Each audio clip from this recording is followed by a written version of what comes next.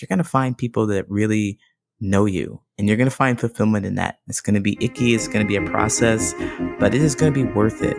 And now, Aye, aye. I'm the captain now. coming to you from the K2 studios in San Diego, California. This sounds great. You sound amazing. I always sound amazing. It's the world famous Everybody's hitting off like BFFs. Kris and Kristine Show. Hey, what's happening, everybody? Thank you so much for listening, and I am Kris. And I'm Kristine, and welcome to episode 146 of the Kris and Kristine Show. Do-do-do-do. Fantastic. It's great to get the band back together. I got Kristine back here in the studio, live and in the flesh. Yeah, I heard that you tried to replace me last week. How'd that go for you? It actually went pretty well. John swing on by here from New York City. By the way, I flew him in here first class on the private jet. All right, well, maybe you should replace me permanently, because it's like when they got rid of Kathy Lee Gifford on the Regis and Kathy Lee show, and she just was like burned and scorned and all of that stuff. Like, are you just going to replace me? Am I out now? Is it now the All About Kris show? You know what? I got a show dedicated specifically for that. Actually, I got two shows dedicated for that. Because it takes two to feed your ego? It sure does.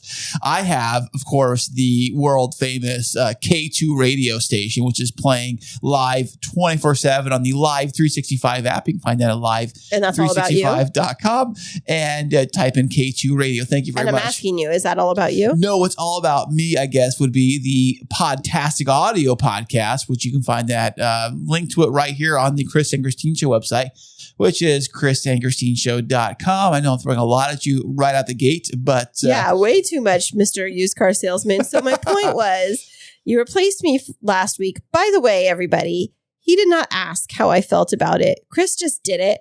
I was gone. I was working out of town for the weekend and had family stuff.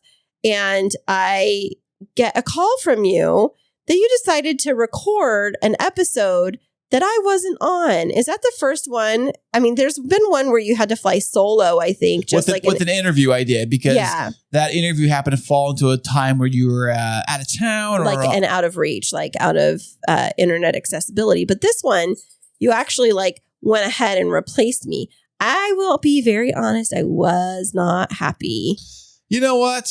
I'm sorry. I really am sorry, babe. I thought for a second, instead of not doing an episode last week, I was like, what if I can have somebody come on? We can just, talk about different things and just be a fun, random episode. Not a normal episode, just like a random episode. It's like if the Spice Girls got rid of Victoria Beckham and just said we're just gonna, bring Anne Hathaway in as a Spice Girl, without even talking to Victoria Beckham. Or it's like if Brooks and Dunn weren't a singing group anymore, or Brooks was like, hey, instead of Dunn, we're going to have, Undone is going to be our new singer. Undone. And they're going to replace you. It's I don't know. It just, I appreciate I'm sorry. I'm finishing. Okay. I appreciate you were trying to get an episode out, but we had agreed that we weren't going to do an episode last week, and it hurt my feelings. I'm so sorry, and babe. I think it hurt everybody else's feelings out there. Not to discount the guests that you had on the show, but I think that the guests were hurt that you replaced me. Well, you need to apologize to them. You mean the listeners were hurt, not the guests. Yes, you know what I mean. No, our audience, our audience members, our listeners. I think they were deeply hurt that you tried to replace me and make it all about you. It's the Kris and Kris show. It's basically my life, everybody. Welcome to the Smith household. Well, you know how it goes. So they're still waiting for an apology. I said I was sorry. No, we didn't actually hear that. Listen, babe, I'm very... No, listen to our listeners. Okay, everybody, ladies and gentlemen of the audience and the jury of the world, I am sorry that Kristine was not available. What? That is not an apology. It's not that I wasn't available. You need to apologize. Real apology. Come on now. Okay, I'll try. Here we go. That's so difficult sometimes. This is what I live through, everybody. I am so sorry, babe, that I did not have that I tried to put an episode out without you. Thank you. I didn't keep you in the loop of what was going on. I am so sorry. We all accept your apology, all 1 million of us. We appreciate it. Thank you. That means so much weight has been lifted off my shoulders. Thank you so much. We appreciate that. I am now trying to grab our puppy. If you haven't heard, Clover the podcasting puppy is in the studio and she's decided to chew on something that I don't know what it is, but you might hear her wandering around because she is our favorite little podcast mascot. She is a podcasting mascot of the Kris and Kristine show. She actually wears a little jingle bell and says Kris and Kristine show. No, it and doesn't. she actually has her own little iPhone, and her favorite podcast is the Kris and Kristine show. She told me. You know what we need to do is we need to change our Kris and Kristine show our logo for the show and have a little puppy on there now too. Oh, we totally can do that. You know, yeah. Hey, I don't know if you ever updated the new iPhone update that came out like last week, I think it was, but one of the coolest new features of the new iPhone update is in your Photos app is that if you click on a photo, you could actually like crop out, like really clean, like crop out the image of the person or dog or whatever it is you want to crop out. And I've only noticed this only works with Instagram stories, but if you're building an Instagram story, like say you have your backdrop, your main image you put in there, you can now insert other images on top of it and it looks very clean. Well, clean as it can be for an iPhone kind of job, but you can easily put Clover, crop her out of whatever and put her into any image you want. Oh, wow. I didn't know that. Well, Clover the podcasting puppy, I would like to make her into an emoji. We have our cute little Bitmojis, but I needed a little dog emoji. Well, that's probably an app for that. I'm sure you can figure that stuff out. You're pretty good at that stuff. A Petmoji. Petmoji Clover. So how has your week been? I know that you were gone for 2 weeks off the podcast. So where have you been, babe? I wasn't gone for 2 weeks. Yes, I was gone for 1. You were gone for 2 full weeks on the podcast. How was I gone for 2 full weeks? Because this week and then the week that you were off and the week before that. I think you need help counting, but so how I am is just busy, keeping busy with work and with weddings. I mean, it's in the middle of San Diego's peak post-summer wedding season. Why is now like the busy time for weddings here anyways? Because our weather is really nice and not everybody likes to get married in the dead of summer when it's super hot. And so September, October, November is like peak wedding. Because it's still sunny enough to where, like, when does the real, like, hardcore rain start happening? You can get rain any time of year, really. But most of it, I think, is like March and April. But November's got some showers, too, a little bit. You're playing with fire. You're playing with fire in November. You book a wedding. I don't think so. I mean, it's just really nice. And it's always, like, our busiest seasons in San Diego for weddings. But I've been busy. I've had weddings and wedding stuff every weekend. And this coming week is no exception. I have 2 weddings coming up. And it's just a super busy time of year. And I've just been really busy with keeping up with all of my clients and then doing my consulting work. And I just keep saying and a lot. I don't know. I've just been, keeping grinding, basically. That's it. Well, it's so good to have you back. I mean, we all love you having back. And Clover here is in the room with us. And Clover here says, hello, Mom. I miss you so much. I want you here. Yeah, she loves me so much. Don't pull on her. Kris, you just choked her. Oh my gosh. She's like, those are a choke. It's a love hug. Yeah, all right. Well, how's your week been going? It's been very busy. I'm going to pass Clover over to you here. Clover's over here now. Yeah, all right. Clover's with our favorite person. She loves you more than she loves me, I think. All right. She tells me all the time. Every time I come home, like I look at Clover, because I'm going to check on Clover. And I see her. She's like, what? Oh, Dad's home? Oh, okay. Here's the person that feeds me. Great. But when you come home, it's like trumpets and roses and the big parade. And she gets super excited. It's like that thing out of every little Disney fairy tale movie. I think it's Cinderella when they get married at the very end and they have like sparkles and fireworks and all kinds of stuff thrown in the air. They got a big wedding. It's a big celebration. That's what goes through her head every time you walk in the door. Well, but not good. me. At least for somebody in my life. Thank you.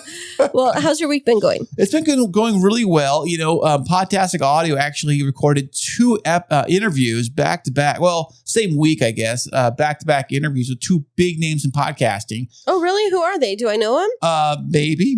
I will tune in and find out. I can't give away all my secrets now. All right. But the first episode, it's actually out right now. It's with another podcaster that helps podcasters podcast like I do. And he's making a ton of money doing it. So he also was big into real estate too. He owns a bunch of real estate, like millions of dollars of real estate. Wow. And we're talking about that. And that was on the most recent episode as you hear this, of Podtastic Audio. And the next guest I have on is a big name in the podcasting space. He actually created something called Pod News, which is a dedicated like website dedicated on daily podcasting news for the industry. Okay. More of the industry, like nuts and bolts industry type of stuff. So he's been in radio. We talked about radio. It was a really fantastic episode. I cannot wait for it to come out. It's going to be next week's episode. So it got me thinking about doing a couple extra things for podcasters. And I was thinking because people always ask me hey, Kris, why aren't you coaching anybody to podcast? Why aren't people always ask you that? Like what kind of people? Other podcasters, of course, they've always said, hey, your advice is always so great. I've always been number one. I don't like to brag that much. People say that to you? Yeah, of course, all the time. So all the time, all these people. They do. And the funny thing is that I don't like to brag, but I don't like to brag, but I'm going to brag. But Podtastic Audio has been ranked number one for 5 weeks running, and on Good Pods, right? Yeah, it's been dancing around number one spot under the classification for education and under courses. So wow. my podcast is considered an educational course, I guess. I didn't think about that. That's pretty cool. Did you ever think you'd be a teacher? Yeah, I did, but only for the cool kids, I'd be like the cool kid teacher, Except you love all the nerd podcasts. Yeah, well, there you go. I guess they are the cool kids, yeah. So, but anyway, so I thought about doing some coaching. I'm kind of putting a whole package together where I could have other podcasters that were struggling with their show and want to make sure it sounded fantastic, like the one you're hearing to right now, and all that fun, fantastic stuff. So I said, why not put a little package together and try to update a Calendly account so I can have schedule meetings with people. And that's cool. Yeah. So now, do you actually work on top of this? Because it sounds to me like you've just quit your job in the last couple of days. It would seem like that. Right. Actually, no, that's why I need the Calendly account. Now, if you don't know what Calendly is, it's a booking system that allows you to book guests or appointments or whatever you want. Oh, my word. I know. Kristine you act like you're such a pro in Calendly. And you taught me how to use Calendly. You barely know how to use it, goofball. I do barely know how to use it. You need to stop plugging stuff. Right now, let's just talk. It's called the plug show? Yeah, my gosh. It's people are going to tune out and you're people aren't paying you. We're not being sponsored. Just sponsored by such and such. No. So finish telling me about your week, other than podcasting, because that's only one fraction of your world. What else has been happening in your life with work and kids and family? Well, the other small fraction that you're referring to is I went to work and it was fine and dandy. I did that the entire week. And then the kids were here, took them to school. Actually, Jacob, the 12-year-old, is in football. And I didn't know that. Yeah, he's actually playing football. Not real football, it's flag football. Well, I mean, not tackle football, but flag football, still real football. Right. So he had a few games. He won the last 2 games and he had practice and stuff. He's having so much fun doing it, by the way. And it's kind of it's fun watching him play because it's all flag football and they don't play. Oh, did you go see him? No, I had some video that was shot and sent my way. Okay. So anyways, they run across the field. Their field is diagonal. It's not the entire length of the football field. It's a crosswise. Oh, okay. So it's much shorter. I don't know how many downs they do or how many how it all works, but they don't kick field goals. I heard they just run across and do touchdowns. That's awesome. What position is he playing? I think he said he's playing wide receiver. Oh, he'd be really good at that. Yeah, but they also play both sides. So when they do play, it's both defender and offense. So it's not like they've got a whole defense team or an offense team. It's all, they play both, right? So he's super excited because he caught a couple interceptions. That's amazing. And I asked him, do you run it back for a pick six? He said, no. What's a pick six? A pick six is when it gets picked off by the defender and run back for a touchdown, which is 6 points. Oh. Pick six. Oh, well, I would have just said, did you catch it and run it for a touchdown? Instead of a you pick 2 Panera combo. Okay. So anyways, he's super excited doing that. He loves doing that stuff. Yeah, that sounds great. He's not so much into basketball like he was. And Mason, I asked him yesterday, I said, hey, because he used to love soccer. And now he's not much into soccer anymore. Now he wants to play baseball and maybe some football. But he's like, soccer's boring. Nobody likes soccer anymore. Dude, you used to love soccer. Are you kidding me? Oh, you're so good. Kids grow up and they get into different things. But right now he's into Pokemon. Yeah. Yeah, I did take him over to this new shop at the mall yesterday, and it's just like it's called Stacks or something. Stacks, like stacks of cards or something like that. Okay. It's all like collectible like cards. We're talking like baseball cards, football cards, and a whole section of Pokemon cards. And there were some cards in there worth so much money. Like they had them behind the glass, you know. They had some Pokemon cards that were like I think they were a couple $1,000s a piece. That's so crazy. For a piece of cardboard. I know. Yeah, well, I mean, I guess people have collected baseball cards for years, but those are like real humans with real accomplishments. And wait a second, you're saying Pokemon is not a real person? He's Pokey. He's not a man. It's not His last name's Mon, right? Yeah, Mon. What's happening, But Mon? the card I got Mason was like I think I paid $12 for it at for a card. A single card, yes, $12. Why did you pay for that? Well, he was supposed to pay back. We're waiting on the money still. Waiting on the funds for him to pay back. Did he have the cash in his hand? He did not have the cash in his hand. So he says, hey. So he just went to the bank of Kris? Pretty much. He said that I've got the money at Mom's house.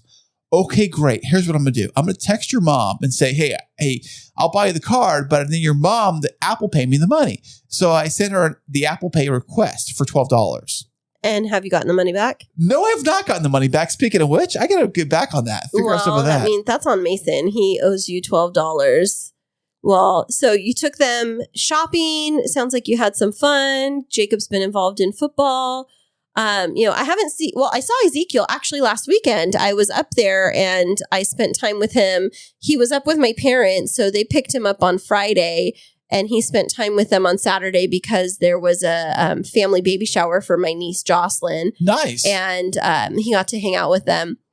And so then the next day on Sunday, I was throwing a baby shower for Jocelyn, but with all the ladies. So I didn't get up there to see him until, he was asleep on Saturday night when I got there, but I got to spend all day Sunday with him. And gosh, he's getting so tall and he's a senior and he's doing so good in school, and he was such a huge helper to my parents with setting everything up. He's such a great kid. I just am so proud of him. I can't believe how big our boys are getting. I know. Like, I was looking at Jacob the other day, actually today, I'm like, gosh, he's getting like, I think he eats a lot of like protein though too. He's not like on Skittle diet. Some kids are Skittles and Coke, but he's getting kind of like, he's not getting big like fat big, but he's getting kind of like that. He's getting like he's bulking up like he's bulking up like he's getting strong. And right. I think that happens with kids is like they bulk up, they get strong, especially when they're in athletics, and then they stretch. But one of the things I've really been thinking about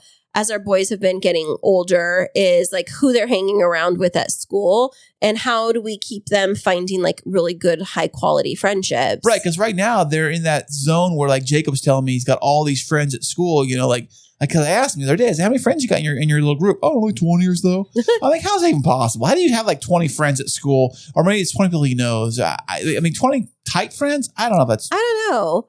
Yeah, but, speaking of friends, we have a great expert that's on the show this week who's going to talk with us about making deep and meaningful friendships, and we're going to be back with him right after this. Are you in the middle of wedding planning and feeling overwhelmed? There's no need to fret, my friend. Kristine Smith Designs is here to rescue you. Offering wedding planning, coordination, and wedding floral design services, let us help relieve your stress and make your wedding day dreams a reality. Visit us at KristineSmithDesigns.com. That's KRISTINE SmithDesigns.com and request a free consultation. You'll be so glad you did. And welcome back, everybody. Today we have another fantastic VIP guest that I am very excited about. He is a coach, a podcast host, and focuses on helping people create lasting friendships. Welcome to the show, Coach Lee Hopkins. Hello. Hi, Kristine. Hey, Lee. How you doing today? I'm doing very well today. Fantastic. Did you enjoy your flight over here on our private VIP jet into the K2 studios? Oh, I've never flown such amazing service before. It's been amazing. And the pilot Jeff was pretty good for you? Yeah, absolutely. I mean, 5 stars. 5 stars. Awesome. We're so glad. We'll keep him around. I keep telling him to stop doing loops with all the guests, before they get here. He's trying to show off. I don't get it, Well, speaking of traveling, where are you traveling from over the airwaves to join us today? I'm in Chicago, Illinois. Ooh, Chicago, Chi-Town. Are you guys seeing a change for the weather in Chicago where it's slipping more into fall, real fall, or do you still have a heat wave? Oh, it's real fall. I think we had a heat wave a couple of days ago. It was warmer a couple of days ago, but it's starting to get cooler now. It's really starting to get fall-like weather. I was just going to ask that if you have actual seasons in Chicago. We're based in San Diego, and our seasons go from like warm to hot to cool, but the leaves never really change until they're just gone one day. But do you have that like where the trees actually turn to like orange and yellow and beautiful fall? It is so beautiful too. Yes, it's so beautiful. And you know, some people think that we don't have those seasons here in Chicago because people are like, it's hot and it's cold and that's all it is.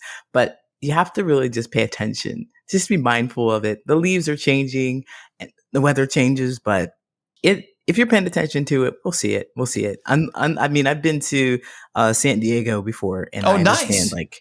I understand what you mean about how the weather just changes instantly. Yeah, definitely.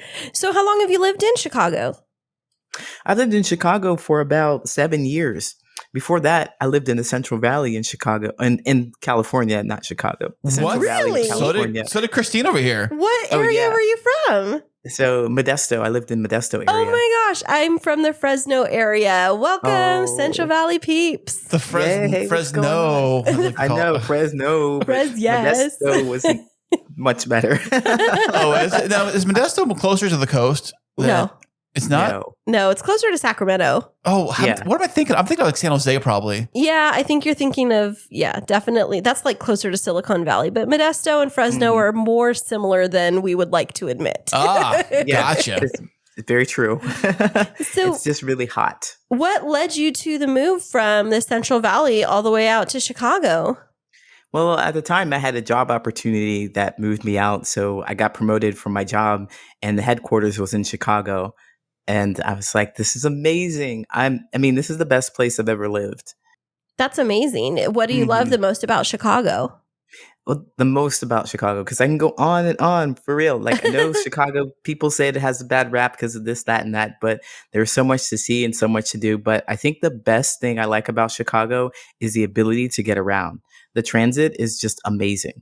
Do you guys have like those overhead trains that run by, right? Yeah, we have the light rail train. Light rail train. We have that.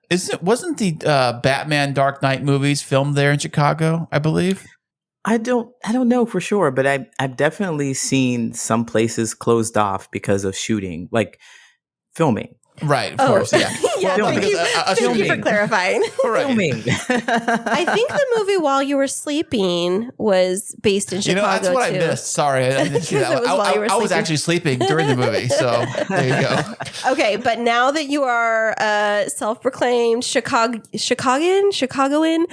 I think Chicagoan is Chicagoan. Big question for you is there's always a debate about who in Chicago has the best deep dish pizza. What camp do you live in? If you were to pick a deep dish pizza place, who would you go to? Well, I would certainly pick Lou Malnati's. Yes, that's what I thought. Okay, so you're on the same page. I know some people talk about Giordano's and some other places, but Lou Malnati's just original sausage pizza is where you need to be. It is so good. It is. I brought a friend here and they said that it was life-changing. They enjoy pizza so much. And they were just life-changing for pizza. It really is, Kris. Okay. It is. Okay, is it really deep dish where you have to need like a fork and knife to eat it? Like No. See, no, deep dish doesn't need to be that way. There's too much cheese, too much sauce, too much of this. It's just the right amount. The crust is really crunchy and it's buttery and the sauce is so flavorful. Oh boy, okay. I'm hot and bothered over here. Yeah, you're gonna have to get some Lou Malnati's. I heard that they now ship internationally, and I was actually thinking about possible? It's like I think it's like on dry ice, or not internationally. Sorry, okay. Within the country, cross nationally. That delivery driver's getting one hell of a tip. Let me tell you, if he's got to drive that far. No, I think that it comes like frozen, and then you have to bake it. But I don't know. I had Lou Malnati's one time when I was in Chicago, and I was hooked ever since. And I dream of the day when I'll be able to come back and have some Lou Malnati's deep dish pizza. Yes, it is wonderful. So definitely highly recommend that pizza. Do you have any other favorite things that you enjoy doing in Chicago other than the transportation and deep dish? Oh, yeah. Chicago has really great, a great view of the lake. And so I do like to go by the lake, and I don't live too far from it. I live about 15 minutes away from it. So I can go to the lake, and there's a nice path or a nice trail to walk down. People are exercising around it all the time. So there's lots of nature and stuff. There's some interesting drum circles that happen, which is really cool to see a bunch of people, different cultures and fun things. So I really just like to absorb the scenery. And that's my favorite thing to do in Chicago. Like people watch, right? Kind of just like see what they're doing. Yeah, there's a lot of places. I always say that if you ever go to a Disney theme park, talk about People watching. Yes, because you get like that, or maybe a casino. Because casinos, they don't judge. Casinos, they've got all walks of life coming to a casino. Old, young, it doesn't matter. I mean, because everybody, gambling is gambling, and I guess the same thing too with Disney. But those Disney people, they've got like tattoos across their arms of everything. I mean, Disney tats are crazy. You must be different kind of people watching in Chicago. Yeah. So people are people everywhere, I think. Yeah. Well, it sounds like it's a really great city to live in. Now, do you live right inside of the city or in the suburbs? Oh, I wouldn't dare say I lived in Chicago if I lived in the suburbs. Is that like underlining a rule that if you have to live like inside the city limits It's just, I guess it's just my own personal feeling, because there are so many neighborhoods. Because when somebody tells me they were born here in Chicago and somewhere, and I'm definitely not born in Chicago, but I'm accustomed to people asking what neighborhood they live in, and they're like, "No, I don't live in the city." But you just said you were from Chicago. I thought we were going to be able to connect to each other. No, you live in Naperville, which is a little distance out. We live in the suburbs somewhere. I'm like, I'm always sorely disappointed when I hear people say that. So I don't say that I live out of the city. I live in the Chicago city limits. Check that out. Now, moving cross country 7 years ago, it seems like that would bring a pretty major life change. Did you have friends and family that were out in Chicago already, like a well-built network, or was that something you had to start from the ground up? That was something I had to start from the ground up. And honestly, I've never had like really close, real deep connections with people. And I've moved many times. So I grew up in Ohio, and I actually moved from Ohio to California, where I stayed. So I moved, I was in California for I think 5 years, and then I moved to Chicago. But I really didn't have that many connections. So I ended up moving from Ohio to California with somebody, and then that fell apart. So I decided I would do it alone and to move from California to Chicago with really nothing but the job and the people at the job that knew me. So I had to build a friendship, a network just by myself. It seems like it's really challenging. Now, it's funny that you mentioned that it was about 7 years ago. That was when I also made a change from moving from Central California down to San Diego for a job and with no friends in the city. And my own personal experience was it was really hard for me to meet friends because my life was all about work. And I wasn't like a bar hopping kind of person. And I just didn't quite know how to make new friendships in such a big city. How did you go about approaching that? Wow. Well, I stumbled just as you did initially, because everything was about work, and I was hoping to make connections with people at work. But it turned out that my job wasn't in the city of Chicago when I moved to Chicago. I lived in the city, but I had to commute out to the suburbs. That's like backwards. Usually it's the other way around. Yeah. You live in the suburbs and commute to the city. Crazy. Yeah, I know. And it was so crazy because I was hoping that people also lived in the city of Chicago, but most people, they worked in the suburbs and they lived in the suburbs, especially around the age I moved out there. And I was like in my early 30s. So it was even more difficult to connect with people. So after realizing that, well, I'm not going to be able to connect with my coworkers in a way because there was a huge age gap. Essentially, there were the people who already had their home and homebodies and a family and a life and stuff like that. Oh, right. Yeah, so like you said, hey, Friday night, let's go out to the bar or something. And they're like, oh, I got the kids in diapers and Soccer, stuff. yeah. Exactly. Yes. Soccer practice and stuff. And the Saturday morning, they didn't have time for that. And then there's other people, the other group were the ones who just graduated from college. And they're like, yeah, let's go to the bar on Thursday night. And let's go on Friday night and on Saturday night. And Monday. What are you doing for brunch? Yes. No, I can't hang with you guys. I'm not with that. Yeah. So what was the tipping point for you? I mean, I'm guessing since you've stayed there that you ended up making some friends. How did you actually break the ice?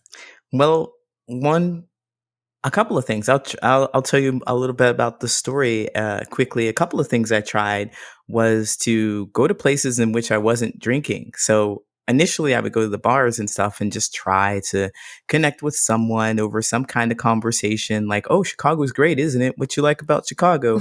And hopefully that we'll find some way to connect, right? Right. Because that's what I learned, and I thought I was supposed to do that, but that just never worked. And so I decided, well, I would stop drinking alcohol and I'll go try to do something like a club related event, like join a club. And I ended up doing Toastmasters. I don't know if you're familiar with Toastmasters. Oh yeah, the public speaking. Yes, public speaking. And I decided that I would just be everywhere with it. I enjoyed it so much that public speaking, there's like different chapters or different clubs throughout the city. There has to be more than 100. So I set this goal for myself to visit 100 clubs within a year. Because it's in Chicago, so there are so many here and there and everywhere. Wow, and I can't believe there's 100 Toastmasters clubs in Chicago metro area. That's crazy. Yeah, there's so much more. So it was just amazing. And I set my goal to do that because I'm going to meet somebody with the same kind of, idea, the mindset, right? Everybody likes public speaking. We'll have a place to connect. And Toastmasters has like, if you visit one club, you visited them all because essentially they have like the same kind of setup. Everybody claps for everybody, greetings and stuff like that. And so I felt at home with every club, but I still just couldn't connect with the people because outside of the club, I really didn't know them and I couldn't get that friendship created. So although people knew me, they didn't really know me. So right here, I figured, well, there's something that needs to change in this. And, I ended up dating somebody who told me I needed to go to counseling because I was the problem. Oh, wow. Yeah, they told me, and I believed them because I had no sense of my own self. And that was the key. So I learned to be more mindful of myself in this process of finding friendships. And that was the thing that I needed to really make friendships. So I was wandering around from, let's say, Ohio to California to finally Chicago and wandering around in the second largest city and not being able to find a friend, someone to connect with. Well, the common denominator is me. And it was the lack of sense of self. That's what they always say. They say the common denominator is you. I mean, I've been told it myself too. It's me. You ever seen these I'm on TikTok a whole lot, and I saw this video where someone like looks at themselves or looks at their friend and they say, oh, I found the problem to all of my problems. And they look at a mirror and it's like, oh, it's me. Wow. It's like, yeah, that was my epiphany. So I had that. And so I started to learn more about what I wanted to do, like what I really enjoyed. Because I discovered in therapy that, well, I was just a person who was a blank template. I would show up at places and not really have any opinions or thoughts about anything. And that was because I didn't want to be rejected. That makes a lot of sense. Yeah. And so I realized that I was a people pleaser and nobody likes people pleasers. That really, I've discovered that. What's that? You're saying people don't like being pleased? Like people pleasers? They don't like people pleasers. So what do you mean by that exactly? Like, why would somebody not like somebody else that would want to please them? You know what I'm saying? Because, well, the people pleasers, essentially, I believe that they have a mindset, or I'm going to speak from my experience. I had a mindset in which I really didn't care about what I was giving the other person to make them happy. I was just trying not to be disliked. So if they told me that they wanted a specific action from me and I was unable to do it, then I would be frustrated and I'd be angry. But if it was something that I was able to do, I'd be more than happy to do it. So they wouldn't know what kind of person they were getting from me. And also, if they asked me for something particular, specific, that they say, hey, I want to do this. And if it was not in my capabilities, then I wouldn't. So they wouldn't be pleased in the first place. It wasn't about what they wanted. It was about me giving them something that I hoped that they wouldn't reject me for. Does that make sense? Yeah, totally. So is this something that had followed you your entire life? Like as long as you floated back to remember your friendships? Absolutely. Absolutely. So it sounds like, I mean, if that's the case, because I think of in environments where I find myself shifting into that people pleaser role, I don't feel fulfilled in those relationships. I feel like I'm showing up, I'm saying what needs to be said, and then kind of like walking on eggshells so that everybody likes me, but then also feeling not truly seen or heard, and then getting frustrated about that. But then, like you're saying, it's really comes back to you because you haven't allowed people to know you. So is that something that you can empathize with? Exactly it. I mean, you have captured my entire experience right there in those sentences, because that's exactly what I was doing. I just wasn't aware that I was doing that. I was just so afraid of being rejected. But I believe the cosmic joke is that I felt like I was doing everything to have people around me so I wouldn't be alone. But essentially, I was alone because I didn't give anybody anything to know about me. And so just discovering that about myself was huge. So then I had to go on the journey of learning more about myself and what I wanted and what I wanted to do. And a lot of people talk about self-discovery, and that's it. That's why we need it. That's why we need it. So in that self-discovery, because when I'm thinking back of those moments when I've like shifted into that people pleaser role, what I think goes through my head is like, if I was to analyze my own self-talk, it's I'm weird. Like people aren't going to get my weird. And they're going to find out that I'm so weird. Amen, sister. And they're going to find out that I'm so weird that they're just going to not want to be around me. So it's easier for me if I go along with X, Y, and Z so that I'm accepted, so that I don't risk the rejection because people think I'm too weird. Like, was that kind of your self-talk, or what was going through your head? Okay. Absolutely. I laugh because I'm like, you are saying the words, you are in my head. Yes. You're saying the exact same words, because we have that sensation. It's like somebody's going to not like me, and I just can't have that. And we all go through this. This is what I discovered, that we all go through something like that. It might be that whatever it is too complex and you have to explain it to them, and you're frustrated because you have to explain it to them. You're going to look weird because you like this thing and they don't like it and they don't understand it, and you don't want to talk about it. You'd rather not even go through the process of opening your mouth to explain anything to them because you have to go through this whole rigmarole. Wouldn't it just be easier if somebody just understood what you were saying? But these people aren't it. Right. And I'm too afraid to figure out where to find those people that will actually like me. Yeah, absolutely. And it seems like there's another side of that too. There's those that think that they're too weird, but then there's the other group of individuals who may have endured a lot of trauma or heavy stuff in their life, and they think, I'm too much. My baggage is too much for anybody else. So it's easier for me to keep things shallow and surface level so that I don't have to let you know. It was in this movie called One Fine Day. It was George Clooney and Michelle Pfeiffer, and they talk about their deep, dark chocolate layer. Like, it's too much. My deep, dark chocolate layer is so deep that, like, I can't let anybody else see it unless they also have a deep, dark chocolate layer. But I have to figure out if they have it or not. And it becomes these, like, surface types of friendships where you don't go deep. And did you find that also had a role to play? Right. I believe that is absolute truth. I think that we have to go through that process, though. And even though there's trauma there, I discovered is that everyone's not entitled to see that deep, dark chocolate layer. Everyone doesn't get to see it because not everybody has the emotional capacity to handle that. No, not everybody can hold space for how intense that is. They don't have the feels or the skills to know that. And it's not therapists that can do that for you. It's true friends that can really create that friendship for you and be that. So you always want to share whatever it is that is inside of you. We're always going to have a desire to do that with at least one person.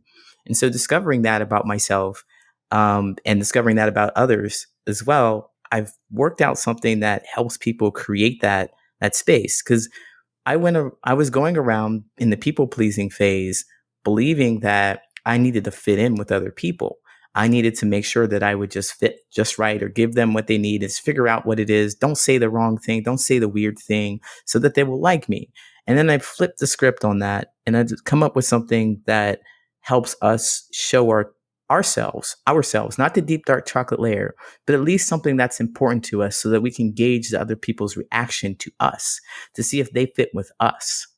That's a really unique perspective, because it sounds almost like you're allowing people to audition to be your friend instead of automatically assuming that you're going to be friends with everybody, and friends being like the quote unquote friends, the acquaintances, or, I think that That it's is like, awesome. oh, what was that? Go ahead. That is awesome. I mean, I like the auditioning thing, because I believe that is actually it. And if I could share, I'm fine with sharing exactly what I mean, the steps to Yeah, it, if that's okay. absolutely.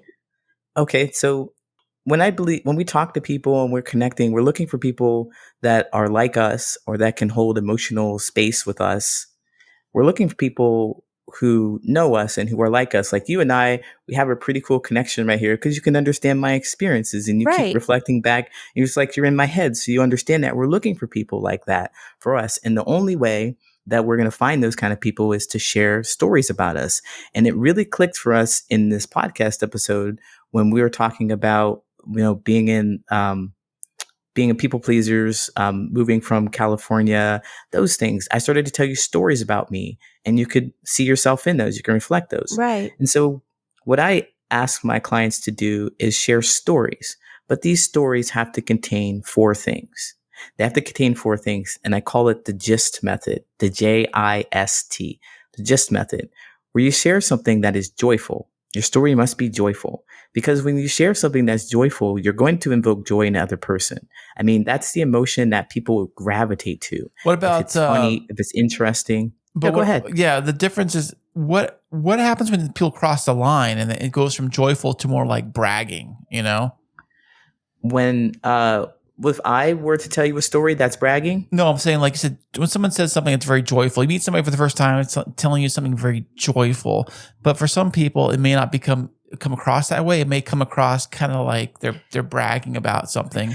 And That's a great question. Yeah, that's a great question, Kris, because if I'm being joyful, I'm just saying, like, from my point of view, if I'm sharing a story that's joyful, but the person in front of me is hearing something that's bragging, then we know that we're not going to be a great connection. Right off the bat. So step 1, right out they're done. Yes, exactly. And truly, the other pieces make it more solidified, but you will definitely know, like, if they're not sharing the joy, if they're reflecting back another emotion at you, if they're angry at you for sharing this, if they're shaming you for sharing your story. Jealousy, it happens Jealousy, too. Yeah. Yeah, goodbye. You are not getting the part as my friend. There you You're go. off the stage. Cut. Here comes the hook. You're off the stage. And so the second piece of it, the gist. So the J is joyful. The second is important. It's important. The story has to be important to you, because you want to show something.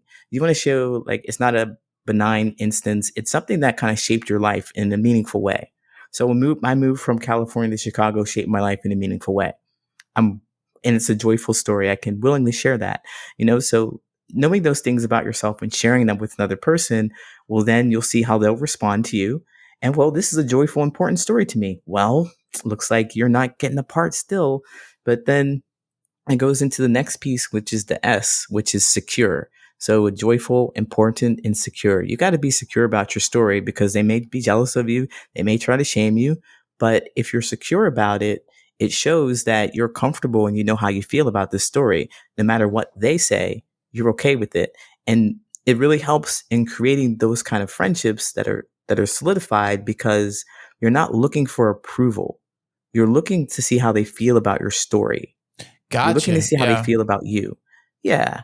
And so you want to be secure in that. No people pleasing. No none of that. because it's a story about your life. And it's very confidence too. Like you come in with some confidence and tell them, exactly the truth, and don't lie. I guess the big thing is don't lie. Don't lie. Don't say I walked on the moon yesterday. Don't say that. I mean, you gotta be real.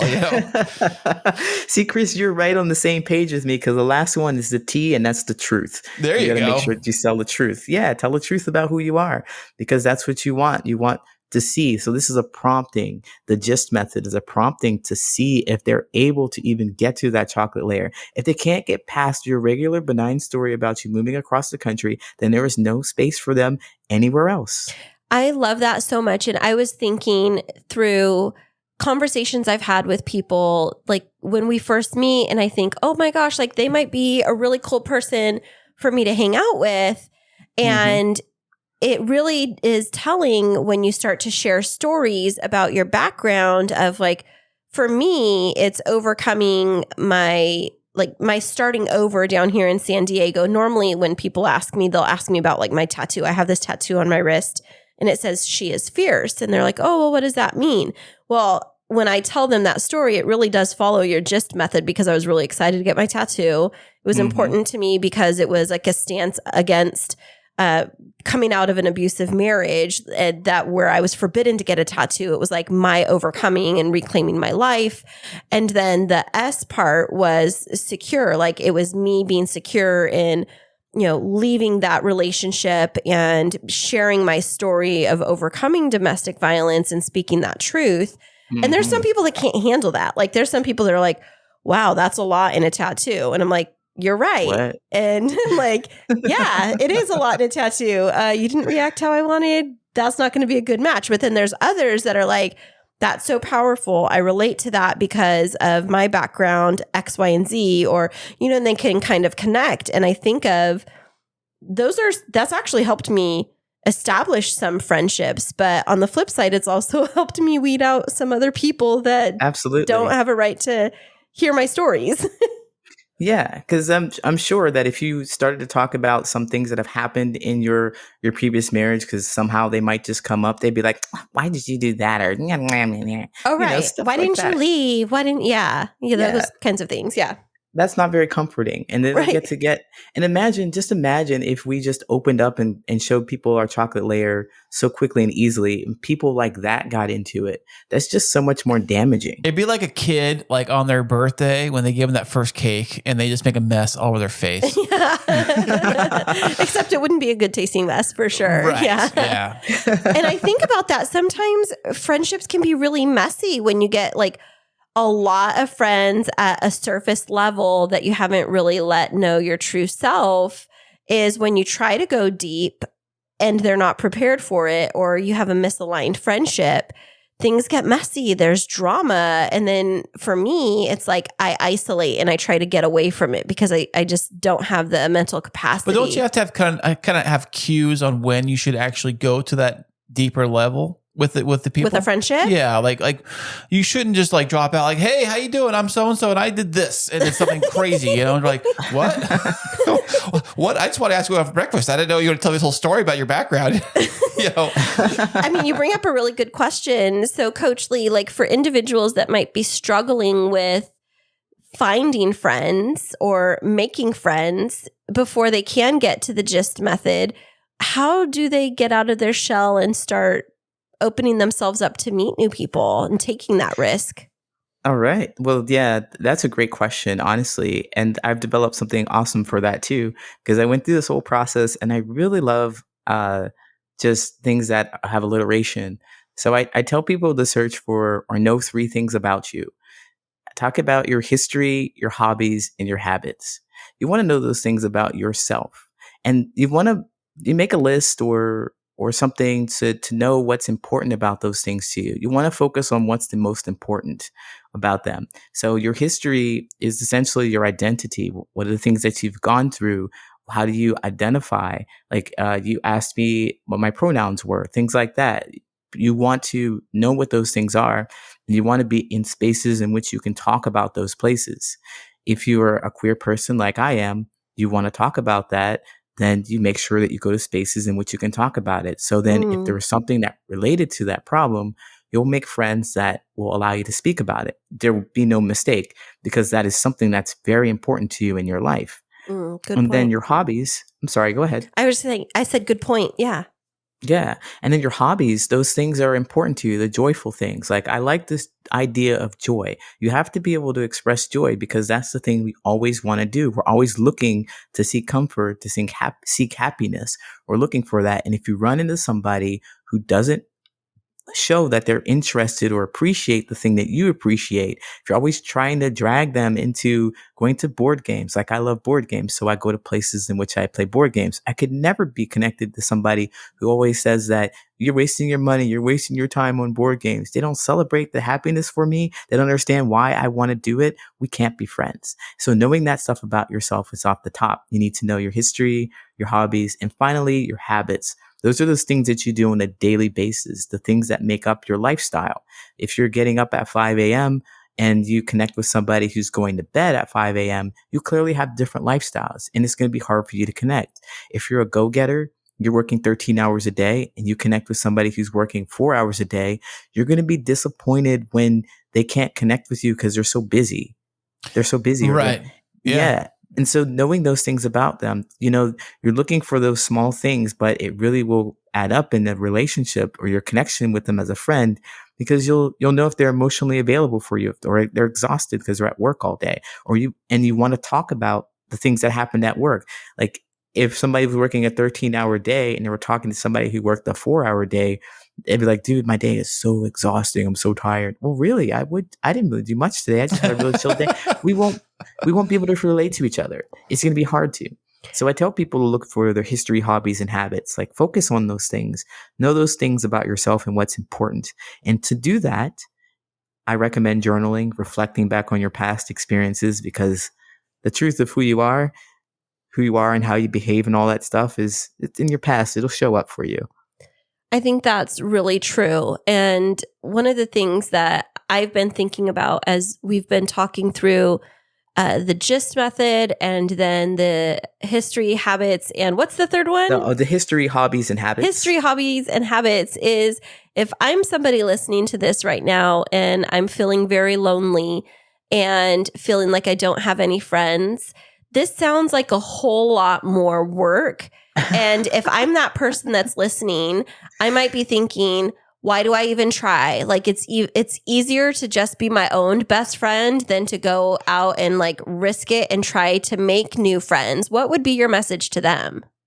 Wow. Well, I would say definitely you have to be your own best friend first before you can connect with anybody else. So I would say kudos to you for thinking about taking time to know more about yourself. This isn't really for anybody else. Everything is just for you to learn yourself.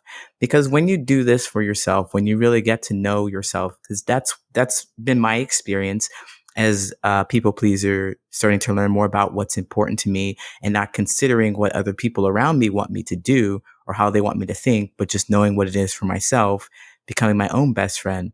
I started to go out to places that I liked and did things that I liked and found that I was just talking to people about something that I enjoyed without any pressure. And the conversation was effortless and the connection was effortless because I was just being myself. And that's how I made my friends. It's not about going out and intentionally trying to target friends in this case. It is really just being yourself, and the people around you will be the people that are like you. And you'll find that being friendships is not forced. It's easy. Right. So, Lee, what do you say about the kids that are, say, maybe peer pressured into falling to one group or another? Usually girls, the mean girl group or the bully groups, at school. Why do you gotta point fingers at us girls? Yeah, well, okay. I'm just saying that, like my son, my oldest son is 10 years, or what is he, 12 years 12 old. years old. 12 years old. Oh my goodness, he's 12 already. Oh my goodness.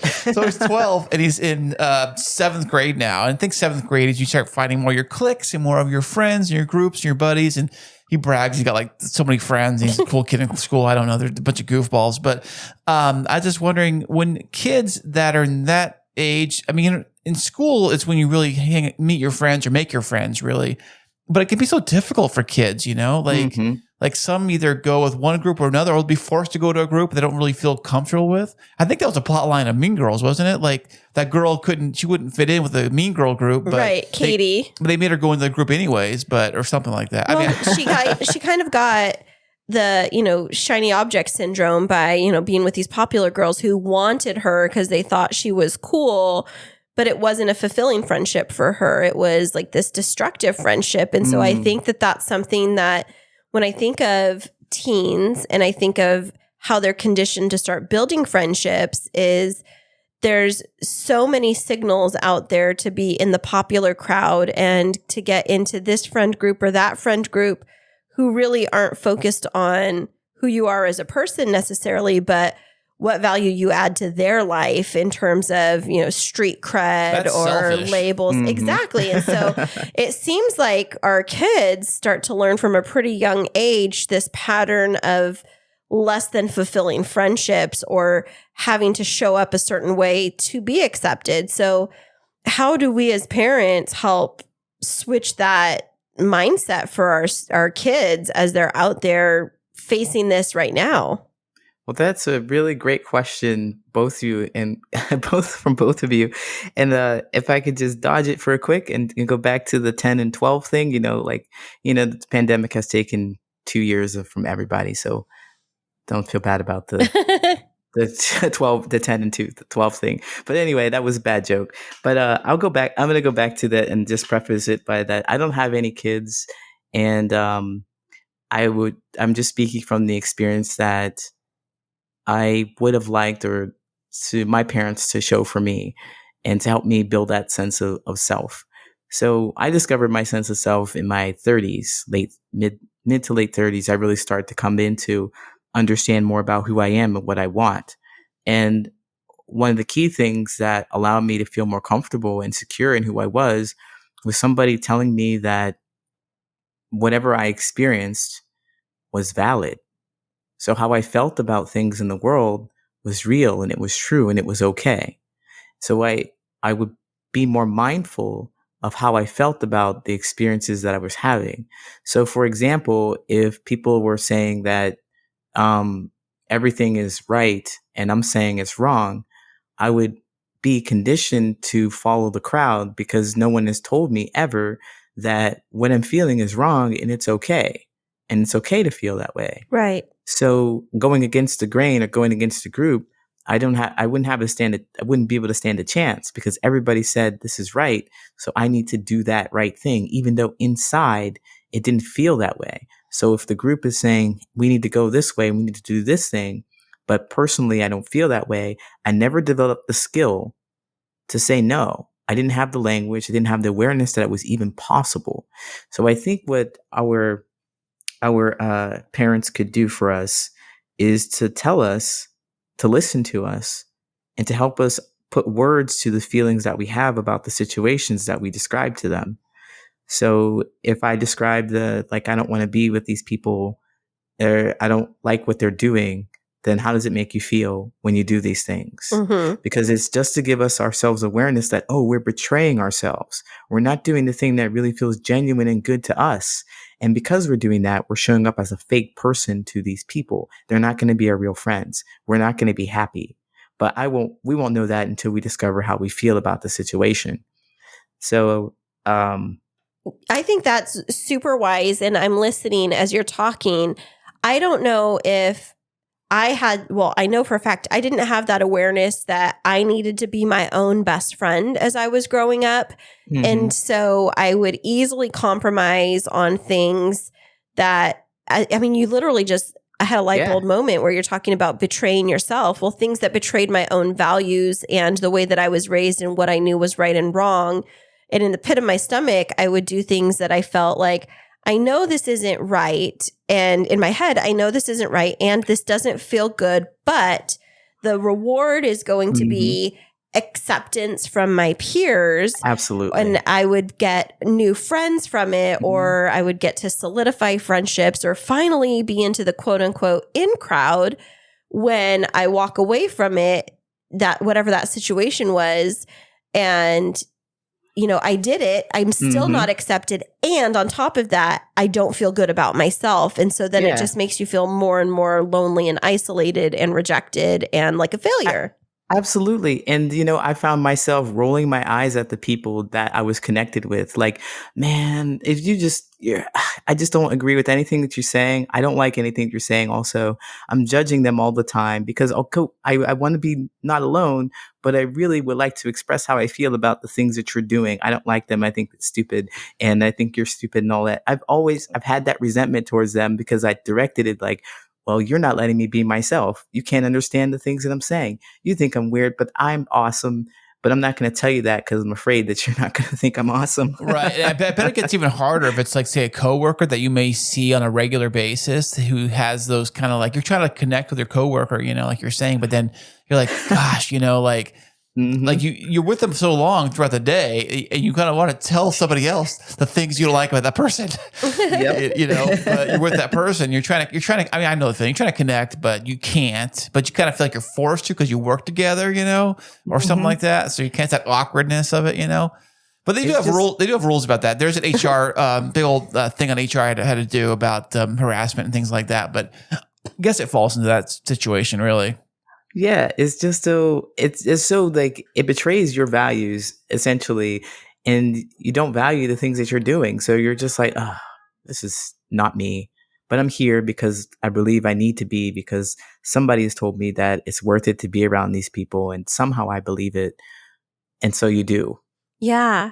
It's so funny. As you've been talking, I've been floating through like my memories of friendship growing up. And I remember this one instance. You're going to get a kick out of this.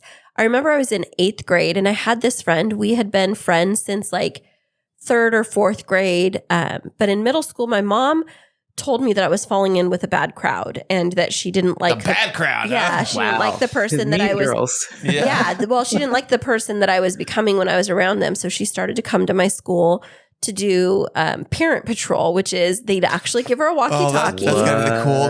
You gotta be the cool kid if your mom does parent patrol. But you've got to listen to the story. I mean, there's more to it. So first of all, that's a dedicated mom to be like, you're not being your best form of yourself, and I'm going to see who you're hanging out with, and we're going to put a stop to this. But of that crowd that I was hanging out with, that I was just going along with whatever they were doing, there was this friend who I'd known since, we'd been in Girl Scouts together all growing up. And I remember one day at lunch in 8th grade, she confronted me, and it was our whole group of friends. There was like these 5 girls. They were kind of like gothic emo. And she's like, I don't know if we want you to hang out with us anymore. And I was like, what did I do? And she's like, you're so fake. And I was like, what do you mean I'm so fake? And she's like, you don't even, like, you just go along with everything.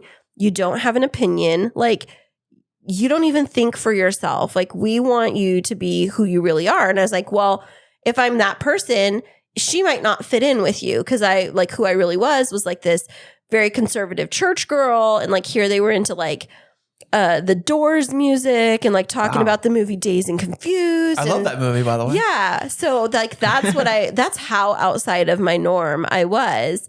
And I remember that moment. And it was funny because my mom was on parent patrol that day. And she looked at me and she was like, Kristine, like my mom did. And she's like, Kristine, because she knew I was hanging out with the kids I shouldn't. And I just walked away. And I didn't really hang out with that group ever again. But it was like that realization of, oh my gosh, I am being so fake right now. And this is so far different from who I am. But we just get into these patterns of trying to find connection wherever we can and trying to find acceptance wherever sometimes it seems easiest. And I don't know if those patterns change when we're adults, that we just... I don't think so. I think when you're good adults, you start to like, it starts to become more of like, what can me hanging out with you benefit me? Like, oh, you got a cool boat? Oh, I like boats. But that's using people. I'm free Saturday. Yeah. You're going to say, oh, okay. Or we just kind of limit ourselves to our spouse becoming, our other best friend, which is definitely great, or our partner, significant other. But also Go Yeah, ahead. you need somebody in your life to talk about your spouse to. And always in any relationship, any relationship I've been in, I've left all my friends to get into my relationship and be with my relationship. But then when I have an argument or a disagreement or I need to see something in a different light, I don't have anybody else to talk to. And we need somebody to talk to Yes. about that. We need somebody to talk to about it. Like, what do you think they would like? Or if this and that, they need to know enough about us and our experience with the other person that we can trust them. We need to develop something like that with another person because our spouse cannot be everything to us. They have a whole another life and other things that happen with them that they have to deal with. They have their own patterns of behavior to look at.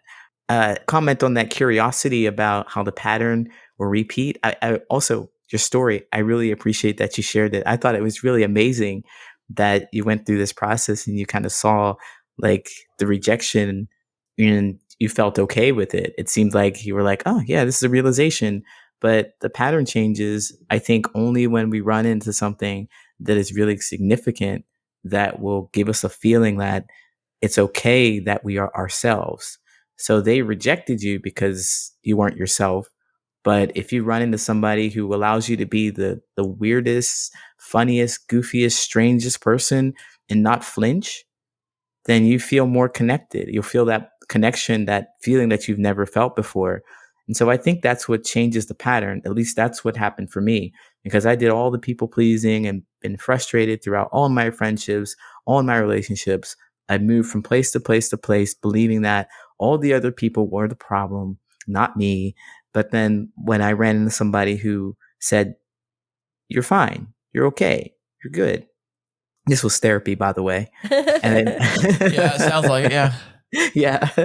And then I was like, wow, this is amazing. I like the way this feels. I don't like how this is showing up in my relationship or my friendships. What did I do in therapy to change that? Oh, I did this. So I'm going to change this about myself and look and notice how the world changes around me. And so that was my experience. And so that's why I do what I do as well. It's like, it's been so fulfilling and satisfying for me to have that feeling of somebody telling me that I'm enough, that I can do it for other people so that they can know what it feels like. So when they encounter situations in which they feel like they're not enough, they can refer back to the situation or experience with me and know that they are enough and they can muster that themselves. They just need to know how to create it for themselves. And so what I do is essentially give the tools to create it. I was just going to ask that. So building off of that, what do you do to help people build these deeper relationships and friendships through your different platforms, podcasting, website, and coaching? Well, I definitely share stories about me and my experience, just like you did, because we want to be related in our experiences. Like, you got to know that I've had these experiences and I felt the same way you have. And here's some of the tools that I did. So I share my story in my podcast. I talk about some experiences that I've had, like fights with my girlfriend or friends, and some things I tried to do to develop friendships that didn't work and what I learned from those so that you can all learn from my experience. So that's my podcast, Patterns of Possibility. I talk about those things. And then when I coach people, I listen to their stories and basically I tell them that they are valid. They're right about however they feel about anything because they are. I can't tell them about I can't change how they felt. They can just express that. And I reflect back how they felt about it so that they know what they are feeling is real and genuine and true to themselves. So they take that real, genuine, true to themselves feeling, whatever value it is that they discovered about themselves. And they're like, yeah, this is me. I'm comfortable with it. They only need one person to do it for them. And then they can do it for the rest of their lives. Nice. Yeah, that makes a lot of sense. And so who is your target audience and how do you go about getting coaching clients? Well, my target audience is the 25 to 40-year-old and usually male gamers. But Why do you say gamers specifically? I mean, gamers. Well, because online, like video game gamers or others. Absolutely. Okay. Yeah, absolutely. Because it's so easy to get caught up in the lack of control that we feel about the world that will sink into trying to play in a game that gives us a sense of control and power and connection to people when it's not really genuine. We don't get Really? to express our full selves. I had We no don't get to idea. express our full selves. I Sorry. had no idea that those were connected like that. Like a gamer. Yeah, it blows my mind. Yeah. Oh, yeah, because that's what I did. That's what I Okay. did. So you're reflecting on it. I get it now. Yeah. I'm reflecting on it, but also I see that a lot. To answer Kristine's question about where do I go, I look at Reddit quite a bit, and I see there's a healthy gamer Reddit subthread, and I kind of scroll through there, and there's a lot of young men who are talking about how they really have no direction. They play games a whole lot. They don't know how to connect with women. I'm not a coach for dating or anything, but just connection in general. You need to find your sense of self before you can connect with anybody. So there are so many people talking about how they're addicted to games and their feelings, expressing their feelings. A lot of people describe a scenario where they're asking for help and advice, and the kind of help and advice they get are from people who are having the same problem. So I look at that and I think, well, there's nobody to provide any kind of clarity for them. It's like the They're getting blind lead the blind, huh? Exactly. Right off the proverbial cliff there. But yeah, and so I see that and I'm just like, wow, and I relate to those experiences too, because I felt that way. I felt like nobody was interested in me. I had no direction. I couldn't talk to anybody. I felt like people didn't like me. And if you go there yourself and you scroll through, you can see tons and tons of people that feel that same way. And they believe that they're alone. And they're not alone, because there's so many people who are having the same experience in the first place. But I help out with that. I help relate to them and help them realize that they have more control over their life than they believe. That sounds like it's such life affirming work for you.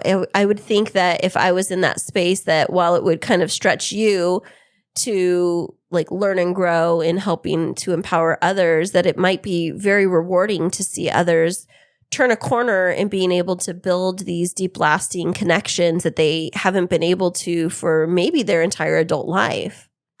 Yes. You hit the nail on the head right again. I'm so happy. I feel like you really understand me very well. Well, she and I feel is seen and heard. Dr. Kristine over here. She's Dr. Kristine. Yeah, I feel like she really sees and hears me. This is exactly what I do for other people. I'm lightening up because you get me. So yes. It's because we're supposed to be besties, Coach Lee. It was just meant to be. You had me at jet ride. So building off of what you've shared about how you empower others and how you work alongside different individuals, for our listeners that are out there that this might have piqued their curiosity or be tugging at their heart because they know it's an area where they can stretch and grow, where can they find out more about your services and your strengths that they can tap into? Absolutely. You can find me at patternsofpossibility.com. I have a 30-day friendship challenge, and I also have a free guide to making friendships. Essentially, it's called journal prompts. So I talked about how we talk about our stories, we talk about ourselves in order to get to know other people. So the journal prompts, there's 50 journal prompts, and it includes what connection is, definitions and stuff for connection, and of course the gist method explained, so you don't have to wonder what it means, but it'll help you put those stories that you know about yourself, reflecting on your experiences, in a format that you can share with other people. So you can find that at my website, patternsofpossibility.com, and I'm on all social media. I'm on TikTok, YouTube, Instagram, Facebook, Twitter. I'm out there, and of course Reddit. Yeah. Nice. Awesome. So, Coach Lee, before we wrap up, I just was wondering if you have any words of wisdom that you would like to impart with our listeners about either getting to know themselves better or making friendships that last. Oh, okay. Yeah, I would really like to encourage you to know that your experience of feeling alone is not unique. You've just heard two people here talk about their experiences feeling like no one wanted to know us. And I believe that when you decide to speak your truth or talk about how you really feel about things, you're going to find people that really know you, and you're going to find fulfillment in that. It's going to be icky. It's going to be a process, but it is going to be worth it, and you can do it. So I just want to encourage you to continue to learn more about yourself and continue to grow, continue to share, and be yourself. Well, Oh, thank wonderful. you so much, Coach Lee. These are definite words of wisdom, and I know that they're going to have a great impact on our listeners. And so, listeners, definitely check out our show notes from today to find out more about Coach Lee and his services, as well as his podcast and his coaching. And we wish you all the best of luck in developing deep and meaningful friendships. If you love music and podcasting, now you can have both. Introducing the brand new K2 radio station, available 24/7 on the Live 365 app for free. Specializing in rock and alternative music, we're talking bands like Coldplay, Nirvana, Muse, Imagine Dragons, and yes, even the Rolling Stones. They have all stopped by to drop off songs and even have brand new popular tracks added every single day. Also on the free K2 radio station, we are including podcasting. Get the best of both worlds. Download the free Live 365 app or listen online at live365.com and type in K2 Radio. Yeah, I really love talking with Coach Lee today. I think that was just a really fun time, and not just hearing about his experience in Chicago, but thinking through how I developed friendships, and it actually made me think a lot about you. Oh, really? Do explain now. Clover and I are curious to know. Well, first of all, it made me think of you because you always tell me that you're your own best friend. I am. So that's what I've already got. Step one already done, taken care of. Thank you. Yeah, well, you might have done that, but the next step is actually making other friends. Well, you know what? Sometimes you just can't get past step one. I do worry about you because you tell me, like, other than just being like by yourself and being your own friend and having me, I just worry about, like, how can I get you to help develop some deep friendships with other people of the same sex. Like, I don't want you to start going out and making best friends with like other women. Like that's threatening to me. Yeah, it is. And I do connect with both sexes very, very easily and very well. So I'm like the best friend to everybody, So the best friend to everybody, but the deep friend to no one. Because you really don't let them know the real you. Because you talk about like podcasting stuff and things like that. That's true. Yeah. And it was interesting. You didn't really chime in. And when I was talking with Coach Lee about friendships, why was that? You were just going, and I didn't want to, steal your thunder. Or did you just not want to be vulnerable? That's probably most of it, really. Like I do like to hide a lot of my inner, self. I guess I don't try to I guess the deep dark me. It really I keep your deep chocolate layer. Yes, my deep. It's not chocolate. It's more like lava, not like chocolate lava, but like real lava. And I try to keep that actually very to myself. But that has to be so lonely, honey, because you're such a nice guy. I think that if you could really open yourself up to some new friendships that do more than talk about podcasting, but like connect with you around not just your hobbies, but your history, your habits, like Coach Lee was saying, that we can help you find some really great friendships, because I love being your best friend and I love being your partner. But I think sometimes that you get lonely with just having me to talk to and the kids to talk to. I think you need to make some more friends. Well, thanks, babe. I really appreciate that. But I know it's hard for you though, because like you have your guys at work that you talk to. And yeah, but even them, they don't get like they're different in many different ways. So right, because it's not deep. No, not just that. It's that they have their world, which is completely different than my world.